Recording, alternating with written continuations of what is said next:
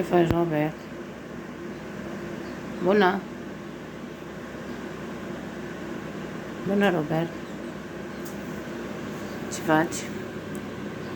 De aici începem să facem o ciorbiță de cocoș și o fripturică.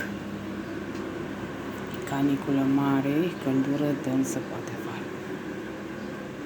Floricelele mele abia dacă mai rezistă. Floricelele mele frumoase încearcă și ele să reziste, săracele, că e dezastru de cald ce este afară.